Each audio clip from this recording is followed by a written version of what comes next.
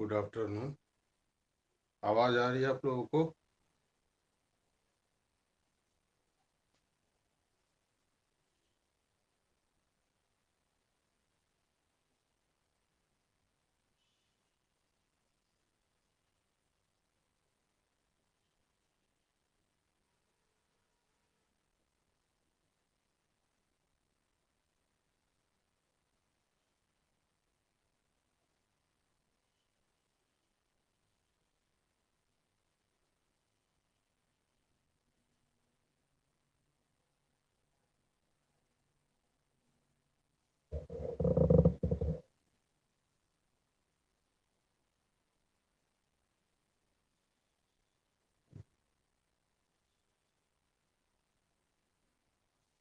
चलिए स्टार्ट करते हैं। जैसा कि आप लोगों को बोर्ड पे दिख रहा है, प्रश्न लिखा है। इस बार के मेंस के लिए ये प्रश्न इम्पोर्टेंट बनता है।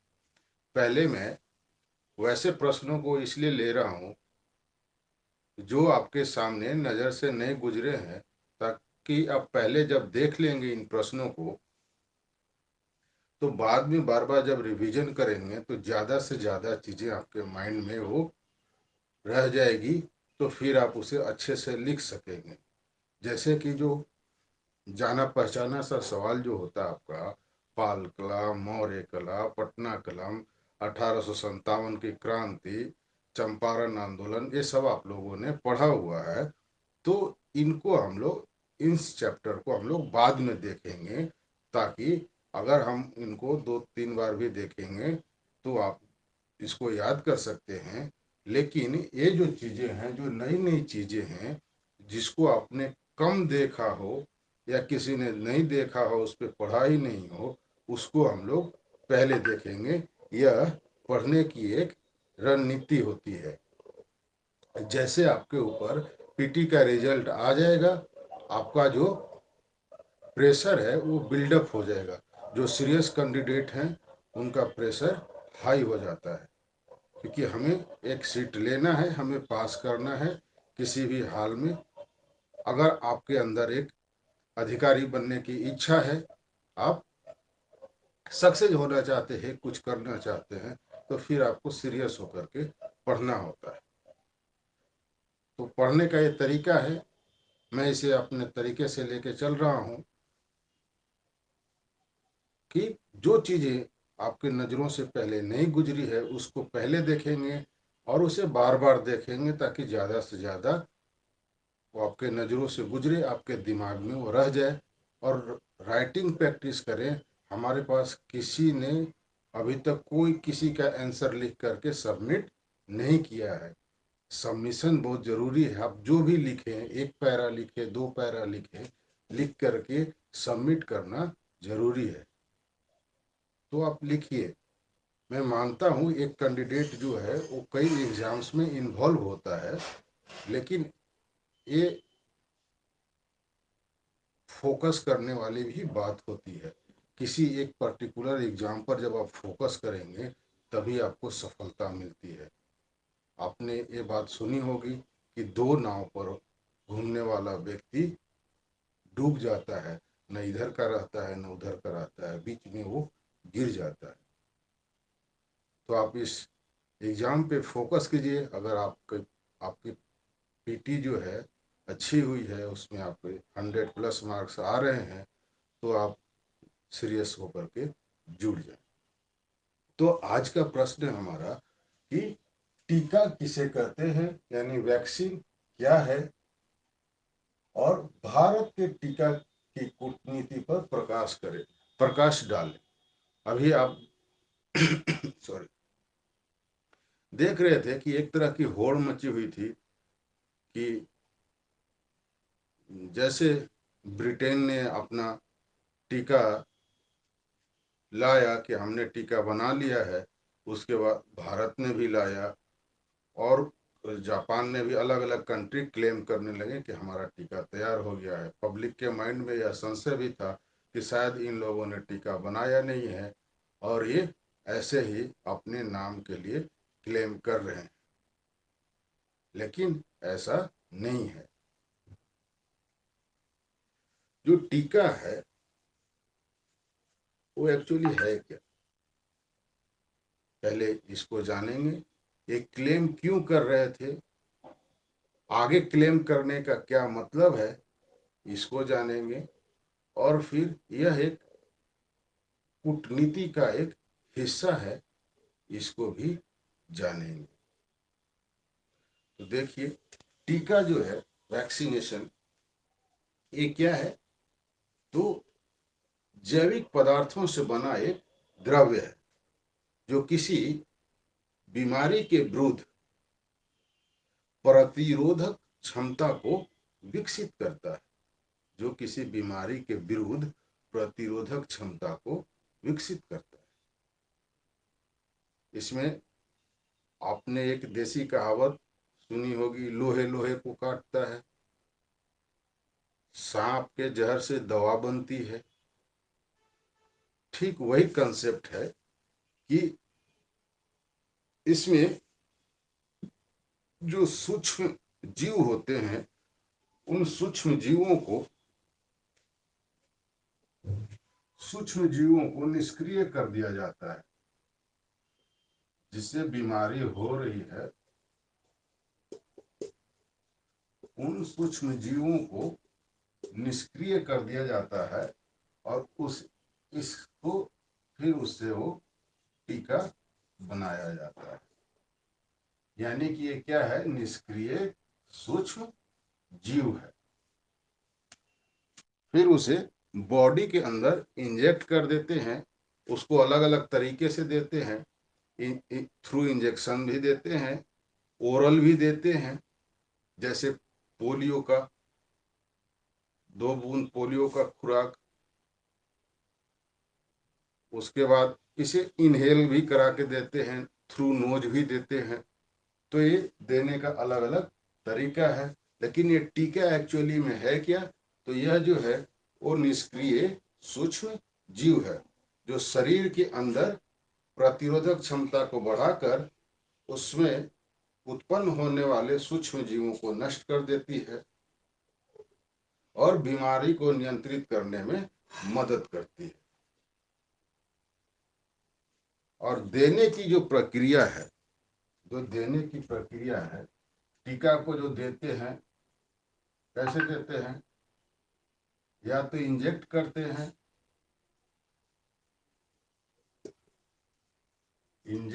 हैं, या फिर ओरल देते हैं, या फिर नेजल देते हैं एक्स्ट्रा। तो देने की प्रक्रिया, that process is called vaccination. यानी वैक्सीन को देने की प्रक्रिया, टीका क्या हो गया,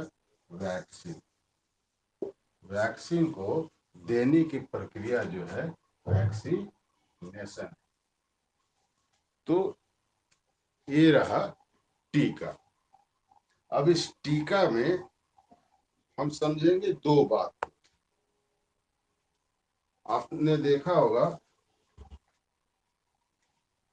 ये चर्चा में क्यों आया और ये पूछने का रीजन क्यों बनता है, वो है हमारा नहीं, चाइना का कोरोना वायरस, जिसके वजह से ये हमारे लिए प्रश्न बन करके उभरा है। तो ये जो है कोविड-19,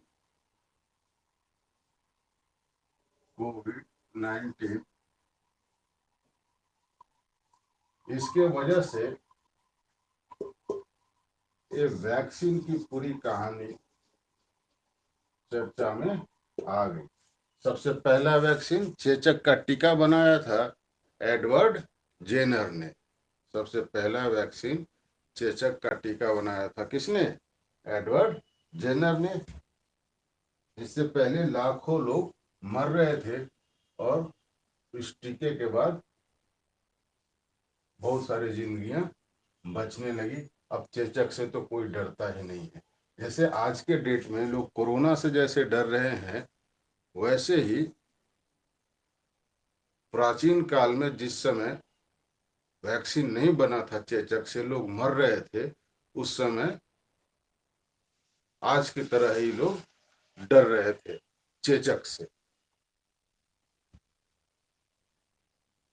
तो इस कोविड-19 की वजह से वैक्सीन जो है चर्चा में आया। और यहाँ पे आप देखते हैं कि एक चीज होता है, इसे टेस्ट करने के लिए रैपिड एंटीजन एंटीजन थोड़ा सा इसको डिटेल में बता दे रहा हूं, ताकि और कुछ पूछे तो आप अच्छे से रिस्पॉन्स कर सकें।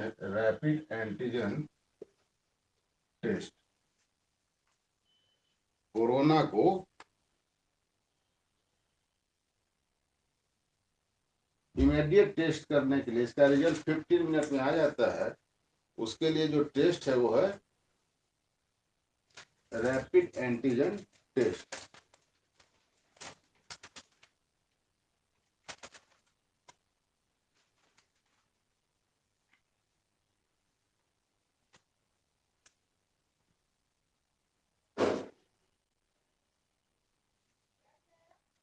और ये जो वैक्सीन है, वैक्सीन क्या है? इसको vaccine are examples of antigen. ठीक है, वैक्सीन जो है एंटीजन का एग्जाम्पल है, उसी का उदाहरण है।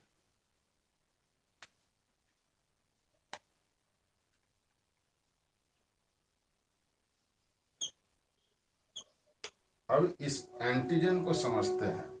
इस एंटीजन को समझने के पहले हमें ब्लड को समझना होगा। तो ब्लड जो है ये होता है टेस्ट के समय साथ में, और एक टेस्ट होता है RT-PCR। RT-PCR, okay. और ट्रीटमेंट के लिए ये हो गया टेस्ट, टेस्ट है ये। और ट्रीटमेंट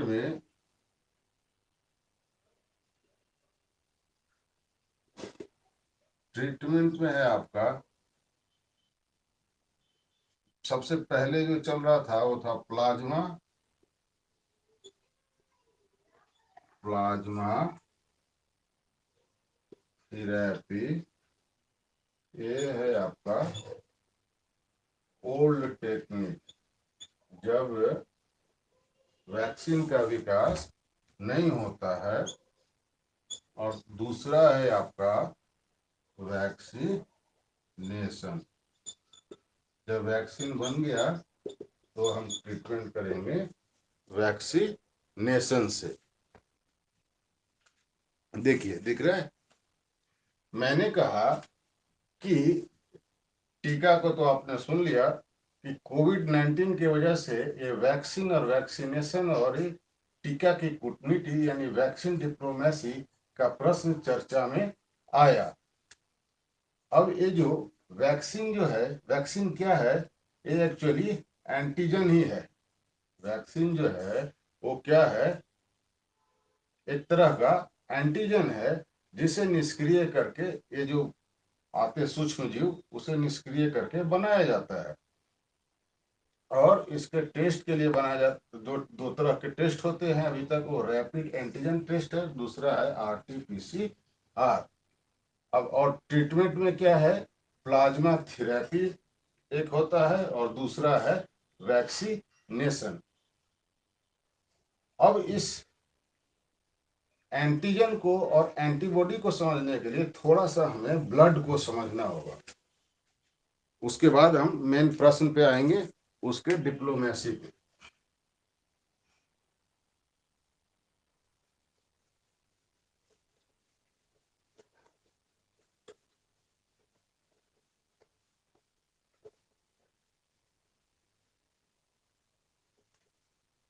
क्योंकि यह एग्जाम जो है डिस्क्रिप्टिव हम लिखने वाले हैं, तो ऑब्जेक्टिव पॉइंट ऑफ व्यू से इसे नहीं देखेंगे, हम इसे डिस्क्रिप्टिव के पॉइंट से लेकर के चलेंगे। तो जो ब्लड है आपका,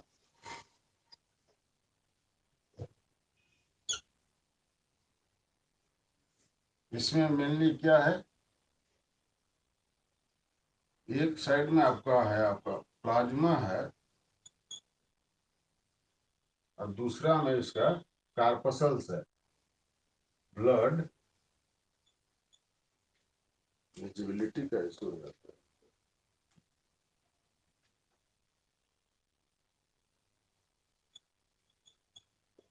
ब्लड कार्पसल्स, इसमें आप जानते हैं क्या होता है, आरबीसी,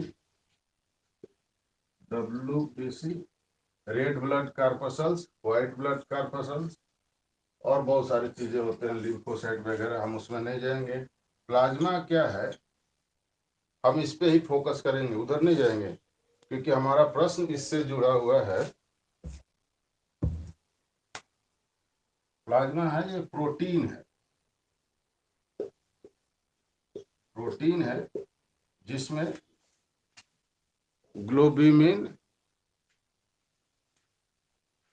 प्लाज्मा जो है वो प्रोटीन है जिसमें फाइब्रोजिनिन, ग्लूकोनिन, एल्बुमिन जैसे प्रोटीन उसमें मौजूद होते हैं। तो इसको लिखने की जरूरत नहीं है। तो और ब्लड में जो होता है, इस ब्लड में, ब्लड का जो ग्रुप है,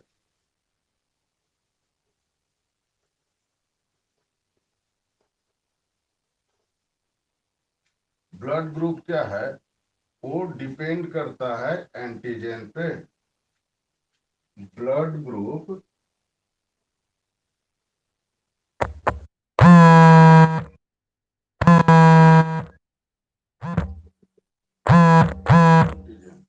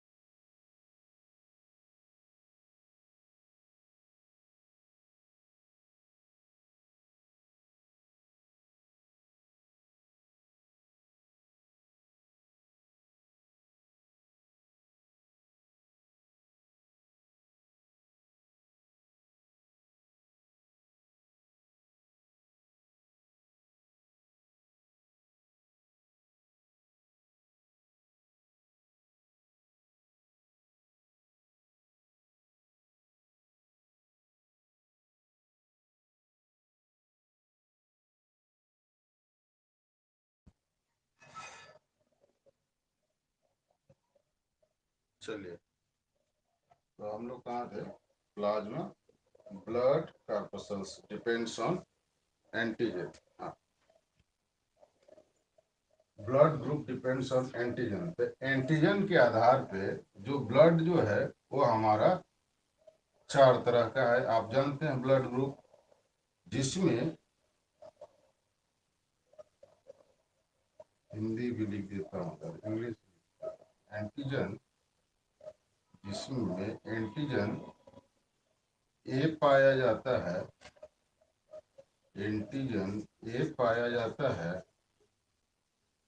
वो हो जाता है आपका ब्लड ग्रुप ए। जिसमें एंटीजन बी पाया जाता है, वो ब्लड ग्रुप हो जाता है बी। जिसमें एंटीजन ए और बी दोनों पाए जाते हैं, वो ब्लड ग्रुप हो जाता है ए बी, और जिसमें एंटीजन नहीं पाया जाता है, एंटीजन नहीं पाया जाता है, वो हो जाता है आपका ओ। अब यही है प्लाज्मा थेरेपी का सिद्धांत, यहीं पे आपका मौजूद है। जिसमें एंटीजन ये है वो ए बी और ओ।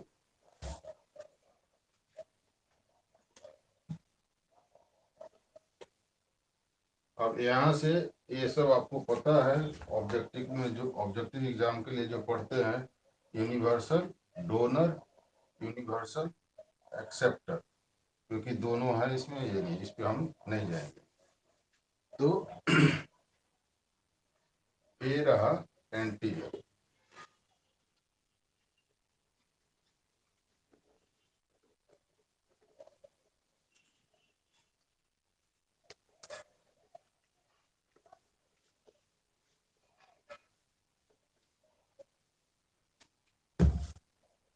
और एंटीजन जो है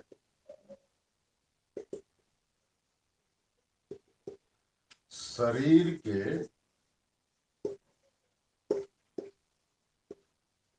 अंदर भी मौजूद है, मौजूद होता है, और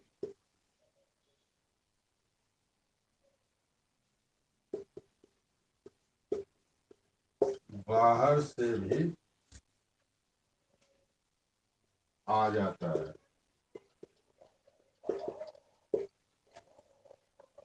अब ये जो करता है आपका एंटीजन टेस्ट, रैपिड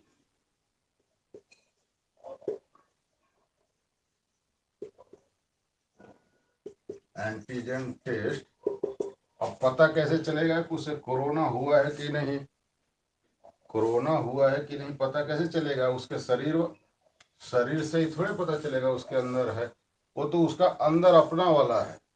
तो जो बाहर से आया है, जो बाहर से आकर के इसको घुस गया है, पहले से तो था नहीं, इससे पता चलता है कि ये जो है बंदा पॉजिटिव है या निगेटिव है।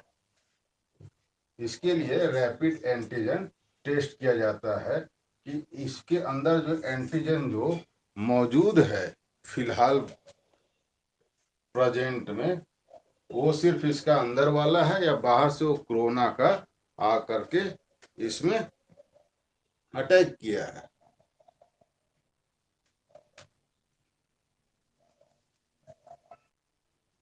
अब एक चीज और बनता है, एंटीबॉडी। इसको भी समझ लीजिए, एंटीबॉडीज, एंटीबॉडीज ये क्या है?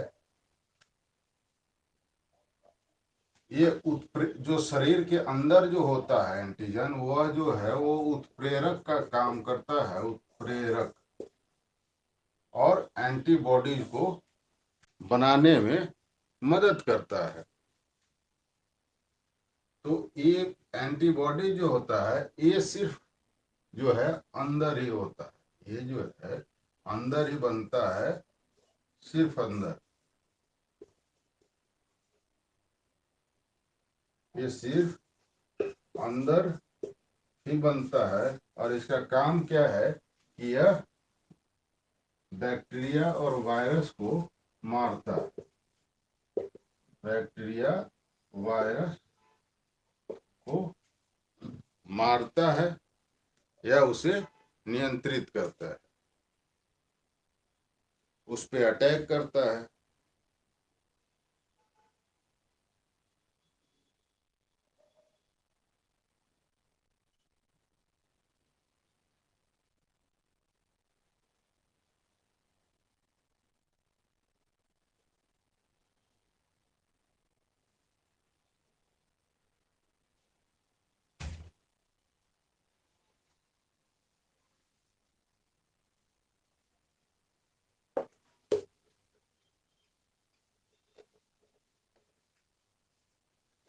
अभी प्रश्न पे आता हूँ, वहां पे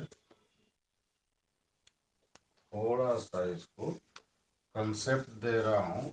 बहुत सारे डाउट होते हैं, उस कंसेप्ट को जानना जरूरी है। तो प्लाज्मा थेरेपी जो है,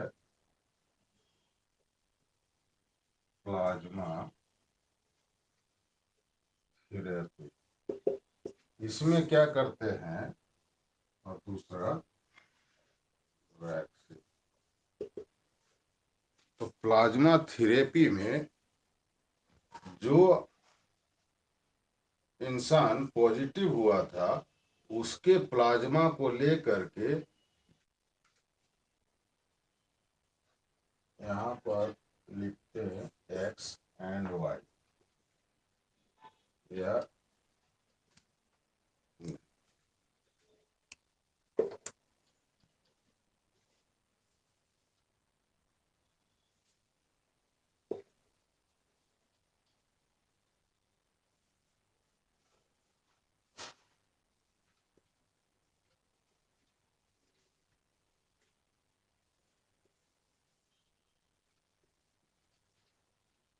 ये जो है पॉजिटिव हुआ था पहले,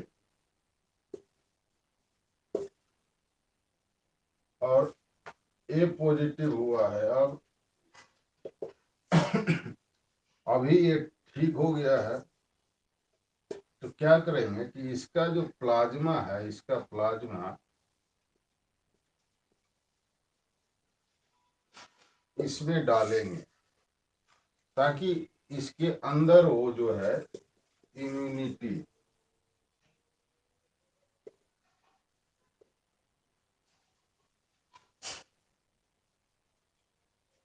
इम्यूनिटी सिस्टम को डेवलप करे और इम्यूनिटी पावर को बढ़ा दे, ताकि ये भी फाइट कर सके। क्योंकि इसके अंदर वो इम्यूनिटी, क्योंकि ये ठीक हो चुका है, तो इसके अंदर इम्यूनिटी जो है वो आ चुकी है। तो इस तरह इस थेरेपी से आदमी ठीक हो रहे थे। ये वैक्सीन क्या है, ये भी एक इम्यूनिज सॉरी इम्यूनाइजेशन का एक आधुनिक रूप है, जो क्या है, सूक्ष्म जीवों को निष्क्रिय करके इम्यूनिटी बढ़ाने का काम करता है। तो इसे सीधा ये प्रोसेस लंबा है, और ये सीधे क्या करता है कि वो उसको इंजेक्ट कर देता है। वो एक इंजेक्शन के रूप में प्रिपेयर है, और वो सीधे इंजेक्ट कर दिया, और वो अंदर जाकर के एंटीबॉडीज का निर्माण कर रहा है, और फिर वो पेशेंट को ठीक कर रहा है। तो ये दोनों में एक अंतर था।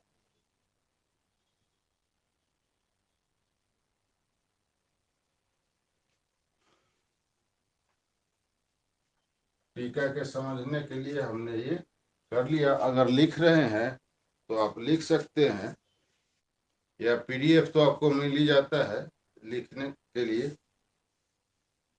फिर भी कुछ लोग लिखना चाहते हैं तो लिख लीजिए कि टीका जैविक पदार्थों से बना द्रव्य है, जो किसी बीमारी के विरुद्ध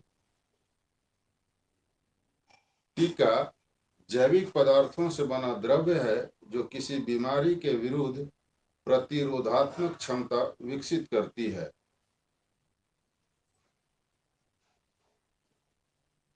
यह शरीर के अंदर प्रतिरोधात्मक क्षमता बढ़ाकर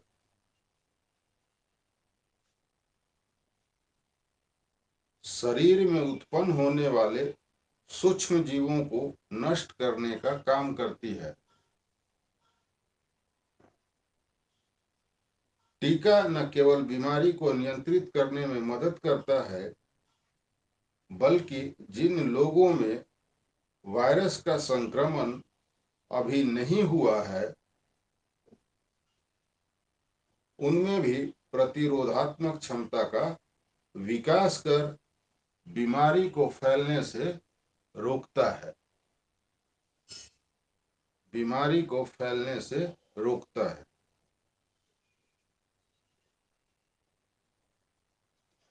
टीका को कई माध्यमों से दिया जाता है, जैसे इंजेक्शन के द्वारा, मुंह के द्वारा, नाक के द्वारा इत्यादि। टीका देने की प्रक्रिया टीकाकरण कहलाती है।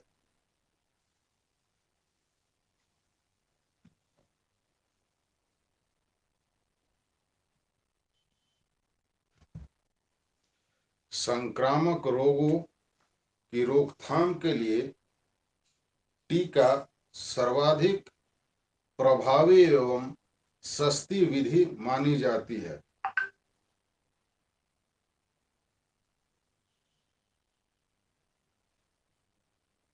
टीका एंटीजेनिक पदार्थ होता है जो शरीर में एंटीबॉडीज का निर्माण करता है,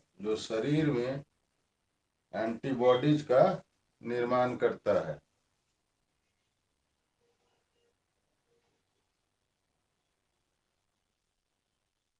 टीके को तैयार करने के लिए उन्हीं वायरस के अणुओं का इस्तेमाल किया जाता है। ये अणु शरीर में जाकर विषाणुओं की पहचान करते हैं और फिर उनसे लड़ने की क्षमता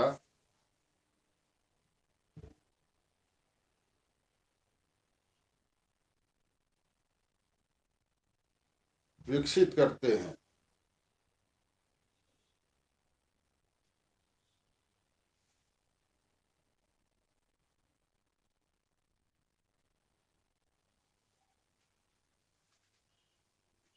ये हो गया आपका टीका। अब आते हैं टीका की कूटनीति पे।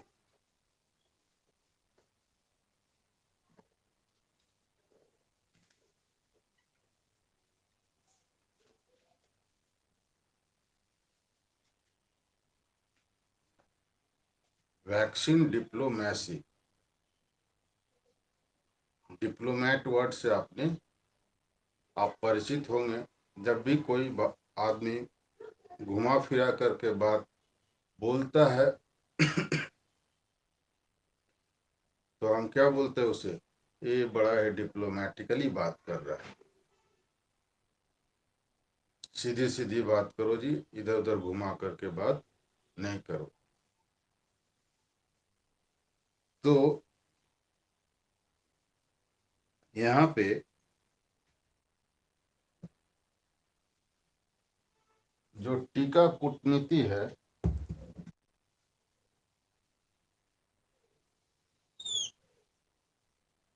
वो क्या कहती है कि मानव हित के लिए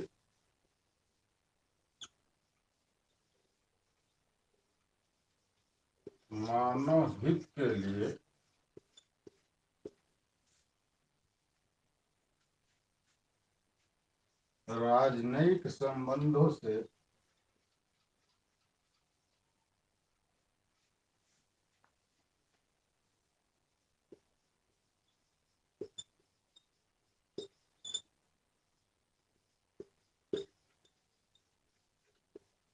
ऊपर उठकर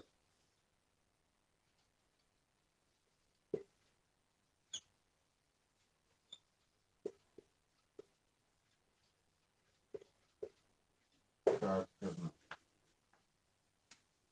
जब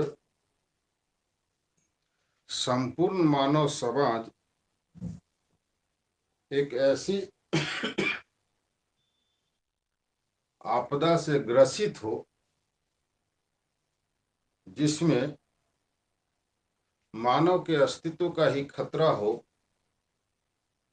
तो वहां पर राजनयिक संबंधों से ऊपर उठकर विभिन्न राष्ट्र अपने वैज्ञानिकों को एक मंच पर लाते हैं और बोलते हैं आप साथ मिलकर काम करें एक इसके लिए दवा बनाए, इसका उपाय ढूंढे, इसका वैक्सीन बनाए। तो इस तरह के जो कार्य होते हैं वो टीका कूटनीति के अंतर्गत किए जाते हैं। राजनयिक, यहाँ पे ये चीज ध्यान रखना है, राजनयिक संबंधों से ऊपर उठकर, यानी यहाँ जो पहले के जो राजनयिक संबंध है उससे लेना देना नहीं है।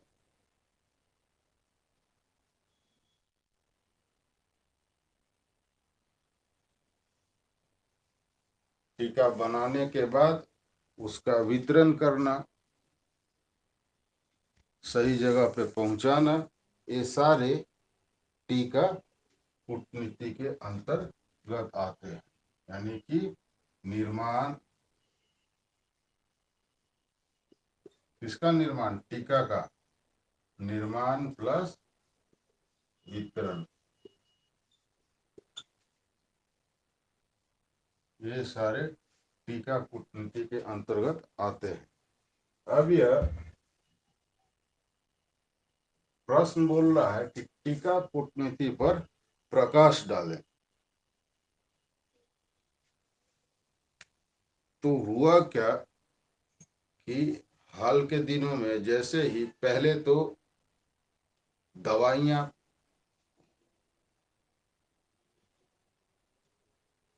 इसकी एक्चुअली कोरोना की कोई दवा तो है नहीं, तो मलेरिया की जो दवा है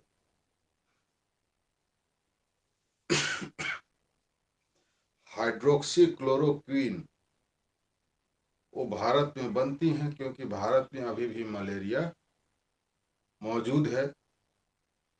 इसकी और पैरासीटामोल की सप्लाई भारत अन्य देशों को कर रहा था। बीच में आपने देखा होगा कि ट्रंप तो उल्टे पुल्टे बयान देते रहते थे भारत के कि अगर उन्होंने हमें ये मेडिसिन नहीं दिया तो हम ये करेंगे, और इंडिया ने मेडिसिन दिया भी, पक्ष विपक्ष के लोगों ने प्रतिक्रियाएं दी। लेकिन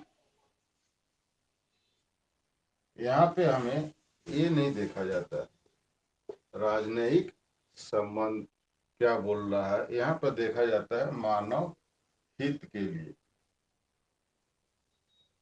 और भारत का जो है पहले से ही जो चला हुआ कंसेप्ट है वसुधैव कुटुंबकम का, तो वो कहीं ना कहीं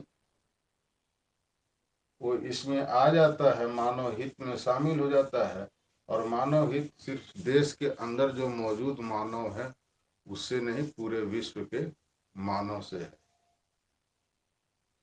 तो भारत इसमें आगे क्यों आया, इसका क्या बेनिफिट होगा, वो उसको समझिए कि सपोज आपके आसपास को के जो देश हैं, मालदीव, नेपाल, भूटान, श्रीलंका, इनको दवाओं की ज़रूरत है, वैक्सीन की ज़रूरत है, और वैक्सीन आपने बनाया है, आपके पास है, हालांकि वो लिमिटेड है, आपकी आबादी ज़्यादा है, तो अभी उन सबको उसकी ज़रूरत नहीं है।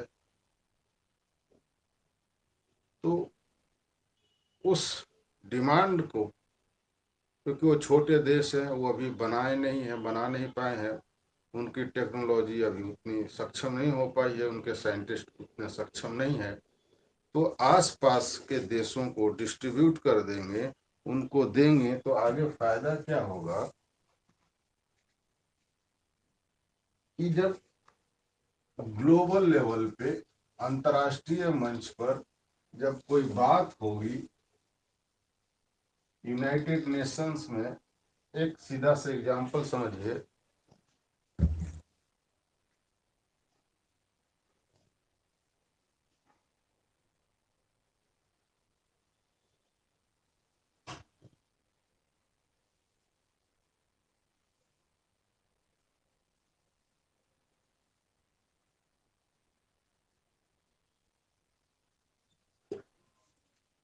ये श्रीलंका रहा, ये रहा इंडिया।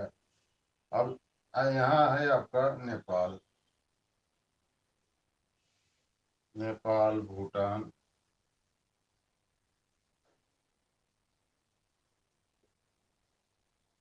ये है भूटान। आपको पता है कि इधर क्या है, ये चाइना है। इंडिया ने इसको दे दिया, इसको दे दिया, इसको दे दिया, इधर अपने पड़ोसी मालदीव वगैरह को दे दिया। इधर है हिंद महासागर का क्षेत्र, हिंद महासागर का क्षेत्र, हिंद महासागर।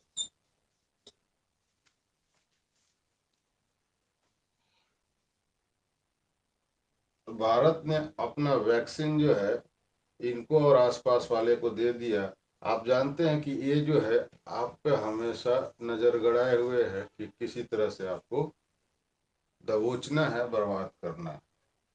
तो जब ये क्या है, यूएनओ में अस्थाई सदस्य है और आप बनना चाह रहे हैं,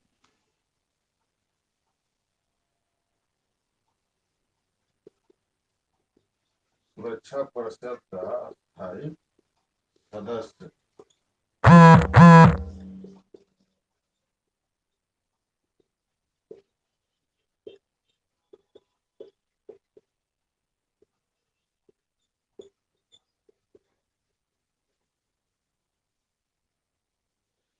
चीन जो है अस्थाई सदस्य है और भारत बनना चाह रहा है यूएनओ में। तो जब आसपास के लिए, जब यहाँ पे किसी दिन सपोज वोटिंग होगी, तो नैतिक रूप से इन्होंने मदद किया है, तो कितना भी आर्थिक और इस तरह की जो मैंने क्या बोला पहले कि राजनयिक बातों से ऊपर उठकर जब कोई आदमी मर रहा होता है उस समय जब आप उसकी मदद कर देते हैं, तो वह आपको हर बार मदद करने के लिए तैयार होता है। तो जब यहाँ पे वोटिंग होगी कि हाँ भारत को भी अस्थाई सुरक्षा परिषद में अस्थाई सदस्य के रूप में दर्जा दिया जाए, जो वर्तमान में अभी 5 हैं, तो ये सब क्या करेंगे, इसको सपोर्ट करेंगे।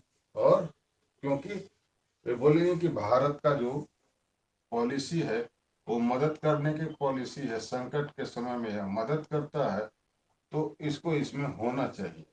ये इसके आगे के दूरगामी दृष्टिकोण है, उसका फायदा मिलेगा। इसलिए भारत ने एक पॉलिसी अपनाई कि हम इसको आसपास के देशों को देंगे और इस वैक्सीन का डिस्ट्रीब्यूशन करेंगे। इससे क्या होती है कि राष्ट्रों के बीच में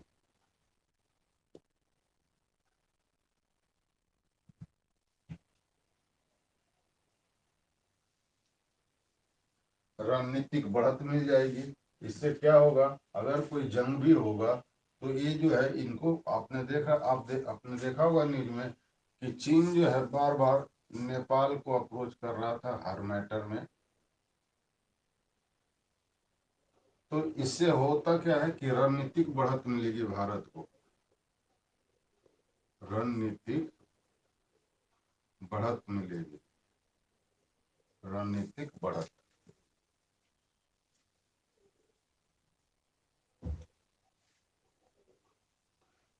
दूसरी बात कि चीन और अमेरिका के बीच जो ट्रेड वार ने एक शीत युद्ध की शुरुआत कर दी थी,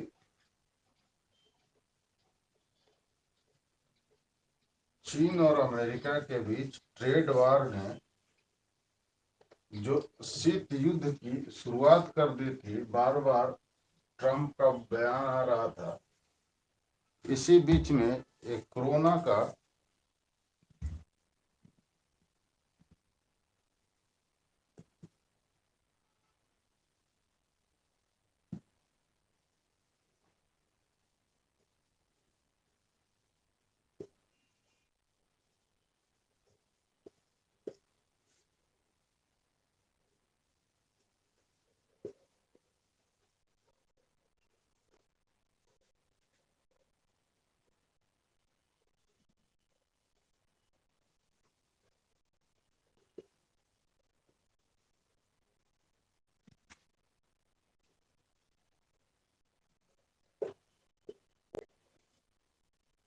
ये तो चल ही रहा था इन दोनों के बीच में, इसी में आ गया ये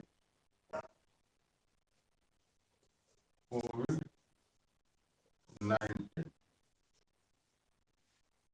अब ये कहाँ से आया अभी तक पता है नहीं। ये बोल रहा है कि एक चाइना ने बनाया अपने लैब में और जानबूझ करके इसने ऐसा किया है। तो कोरोना वायरस का जो वैक्सीन है वो राजनीतिक उपकरण के रूप में प्रयोग किया जा रहा था, राजनीतिक उपकरण के रूप में प्रयोग किया जा रहा था, जिसके वजह से वैक्सीनेशन प्रोग्राम में देरी हो रही थी और एक तरह का पोलराइजेशन हो गया था, दो ध्रुवीय, एक साइड इधर और एक साइड इधर। इस बीच भारत और ब्रिटेन ने आगे आकर के अपने अपने वैक्सीन को मार्केट में ला करके खड़ा कर दिया। तो एक पोलराइजेशन जो हो रही थी, बीच में कई कंपनियां ऐसे भी करती हैं कि दवाओं के बन जाने के बाद भी वो होल्ड करके रखती हैं। स्टार्टिंग में आपने देखा होगा कि एक मेडिसिन आई थी, इंजेक्शन रेड शिमिर करके, वो महाराष्ट्र में 35,000 45,000 में एक वायल मिल रही थी। ब्लैक मार्केटिंग भी उसकी होती है, तो वहाँ पे मुनाफाखोरी भी होती है। यूरोपियन कंट्री को WHO ने बहुत उनको डांटा भी। WHO को और बहुत कुछ पता होगा, पूरी तरह से तो उन्होंने बोला नहीं स्पीच में, लेकिन उन्होंने डांटा। हो सकता है कई कंपनियों ने वैक्सीन को बना लिया हो, लेकिन वो मार्केट में ओपनली लॉन्च नहीं कर रहे थे। आगे क्या इससे फायदा होने वाला है कि वैक्सीनेशन जो वैक्सीन है, वैक्सीन के मैन्युफैक्चरिंग में भारत हब बन सकता है। भारत एक हब बन सकता है। बाद में विश्व के सारे देश वैक्सीन इंडिया से मंगाएंगे। वैसे भी इंडिया पहले से कई वैक्सीन का निर्माण कर रहा है। तो जो फार्मा सेक्टर है उसको मजबूती मिलेगी, वो प्रोग्रेस करेगा और उससे अर्थव्यवस्था को मजबूती प्रदान होगी। और वर्तमान में अर्थव्यवस्था डाउन चल रही है, तो यह भी एक कारण है कि इंडिया को आगे आना पड़ा वैक्सीन लेकर के।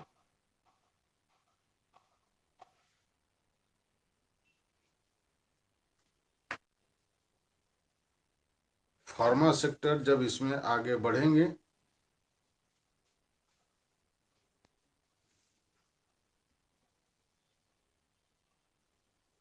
तो जो प्रोडक्शन है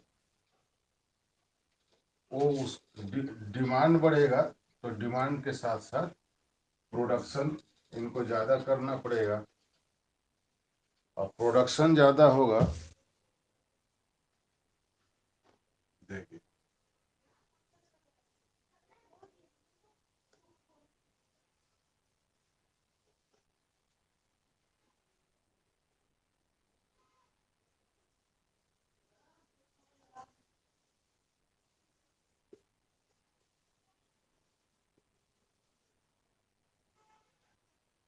डिमांड और वैक्सीन बढ़ेगा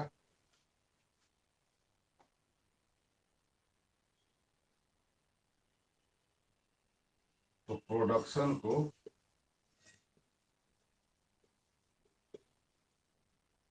बढ़ाना पड़ेगा।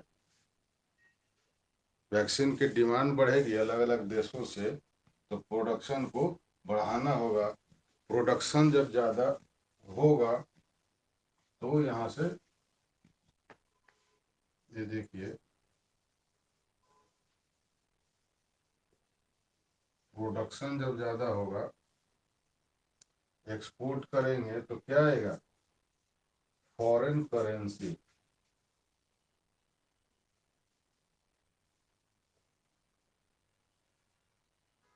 फॉरेन करेंसी बढ़ेगा, फॉरेन करेंसी बढ़ेगा।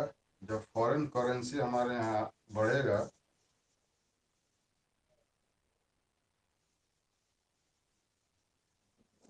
तो क्या होगा? स्ट्रॉन्ग इकोनॉमी होगी।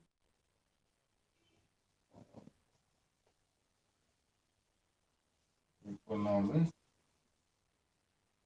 स्ट्रॉन्ग यानी कि अर्थव्यवस्था मजबूत हो जाएगी। इसको देखिए, फार्मा सेक्टर डिमांड बढ़ेगा, एक हब बन जाएगा कि इंडिया अच्छा वैक्सीन बनाता है। आप किसी भी चीज़ का देखते हैं कि जब उसकी ब्रांडिंग हो जाती है तो उसका डिमांड बढ़ जाता है, फिर सारे लोग उसी चीज़ को मंगाने लगते हैं, तो फिर उस कंपनी को प्रोडक्शन ज़्यादा करना पड़ता है। प्रोडक्शन ज़्यादा होगा, एक्सपोर्ट होगा अलग अलग देशों में, तो फॉरेन करेंसी ज़्यादा आएगी इंडिया में। फॉरेन करेंसी इंडिया में ज़्यादा आएगी तो इकोनॉमी क्या होगा? स्ट्रांग होगा। विदेशी मुद्रा ज़्यादा आएंगे तो भारतीय अर्थव्यवस्था मजबूत होगी और फिर वो पटरी पे आ जाएगी और अपनी जो योजनाएं हैं उसको वो फिर पूरा कर सकती है। तो इस तरह से इस टीका कूटनीति में इतनी सारी चीजें इन्वॉल्व थी। तो आप जब लिखेंगे तो वैक्सीन किसे कहते हैं, इस वैक्सीन को डिफाइन कर दीजिएगा और टीका के कूटनीति पर प्रकाश डाले तो इसको पहले वैश्विक परिदृश्य में दिखा दीजिएगा कि टीका कूटनीति में क्या हो रहा था। चीन और अमेरिका वाली बात को लिख देंगे, फिर वो भारत की बात को लिख देंगे कि किस तरह से भारत की टीका कूटनीति। अच्छा, यहाँ लिखा ही है भारत की टीका कूटनीति, तो सिर्फ भारत की टीका कूटनीति को बताएंगे। अगर ये नहीं लिखा रहेगा तो फिर और डिटेल्स में लिखेंगे।